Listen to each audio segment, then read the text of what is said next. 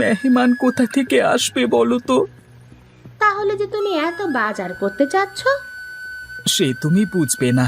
আসলে আমি তোমার জন্য মাছ মাংস আনতে চাচ্ছি, কারণ তুমি যে অসুস্থ।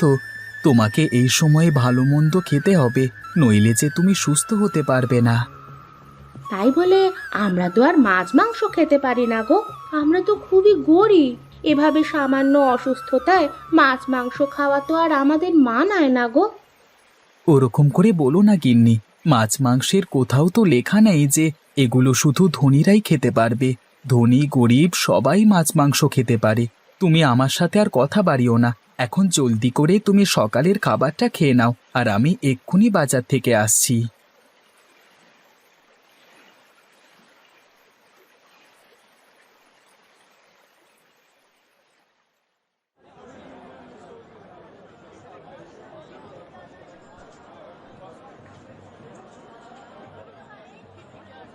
আরে তুই বিজয় না, আমাদের স্যারের ছেলে? তোকে তো আমি চিনতেই পারিনি। তুই কি আমাকে চিনেছিস বিজয়? আমি মতি। আরে মতি, যে আমাদের ক্লাসের সবচেয়ে গরিব ছেলেটা? আরে তোকে আমি চিনতে পারবো না? আমরা তো ছোটবেলায় একসময় বন্ধু ছিলাম। পরে বাবা আমাকে লেখাপড়া করতে শহরে পাঠিয়ে দেয়, কিন্তু তারপর থেকে আর তোর সাথে যোগাযোগ করা হয়নি। এই তো, আমার কথা দেখছি সব তোর মনে পড়ে গেছে। হ্যাঁ, আমি সেই গরিব ছেলেটা। অনেকদিন পর তোর সাথে দেখা হলো। চল চায়ের দোকানে চল, সেখানে গিয়ে কয়েক ঘন্টা আড্ডা দিই। আরে না না, আমার অত সময় নেই রে মতি। আমি এসেছিলাম বাজার করতে, দেরি করে বাজারে আসায় এখন বাজারে এসে দেখি মাছ মাংস কোনো কিছুই নেই। ওদিকে যে এসব না নিয়ে গেলে গিন্নি আমাকে একেবারে মেরে ফেলবে। এখন দেখি কোনো একটা ব্যবস্থা করতে পারি কিনা। চারিদিকে পানিতে থই থই করছে। এই বর্ষার দিনে তুই কিছুই আর করতে পারবি না। যেহেতু আমার সাথে তোর দেখা হয়েই গেছে, তাহলে আজকে চল আমার বাড়িতে। তোর আর তোর বউয়ের নেমন্তন্ন। তোরা আজ আমার বাড়িতে মেহমান হয়ে চলে আয়। যদিও আমি গরিব মানুষ, তবে যতটুকু পারি তোদের আপ্যায়ন করব। আরে না না, তোকে এরকম চাপ দেওয়াটা একেবারেই ঠিক হবে না। আমরা অন্য কোনো সময় তোদের বাড়িতে যাব। আরে না ভাই, ওসব কথা বললে একদমই হবে না। তুই যেভাবেই হোক আজকে দুপুরে তোর বউকে নিয়ে আমার বাড়িতে চলে আয়। আমার বাড়িতে আজকে তোর আর তোর বউয়ের নেমন্তন্ন। আর শোন, আমার বাড়িটা কোথায় সেটা তো জানিস নাকি? এত করে যখন বলছিস তাহলে ঠিক আছে। আমি আজকে দুপুরে তোর বাড়িতে নেমন্তন্ন খেতে যাব। আর হ্যাঁ, তোর বাড়িটা না চিনলে আর কার বাড়িটা চিনবো? সে নিয়ে তুই একদমই ভাবিস না। সময় মতো আমরা চলে আসব।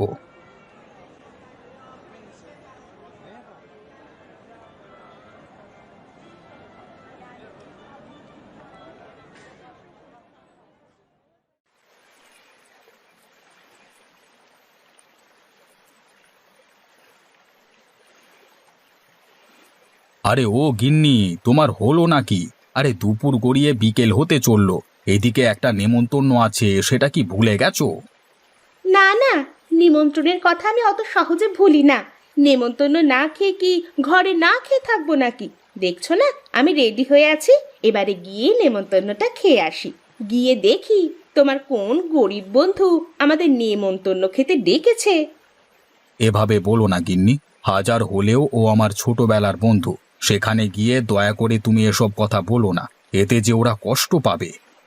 আমরা হলাম এই গ্রামের সবচেয়ে ধনী। আমাদের সাথে যদি ভালো ব্যবহার না করে, তাহলে আমরাও কাউকে ছাড় দিয়ে কথা বলবো না। হ্যাঁ, এটা তুমি মাথায় রেখো।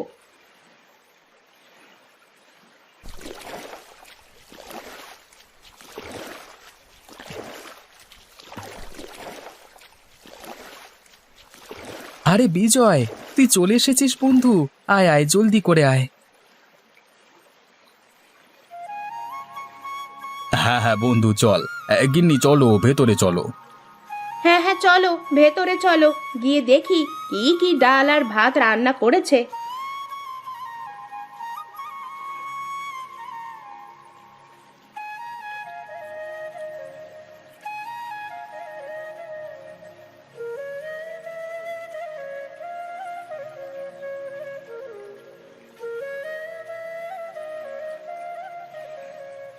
কি গো গিন্নি, চমকে গেলে নাকি?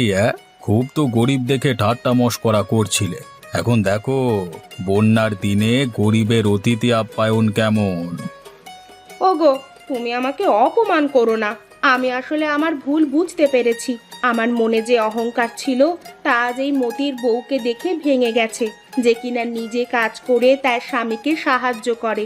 অন্যদিকে আমি যখন যা চাই তাই এনে দেওয়ার পরেও উল্টে তোমার সাথে খারাপ ব্যবহার করি। এভাবে বলো না গিন্নি।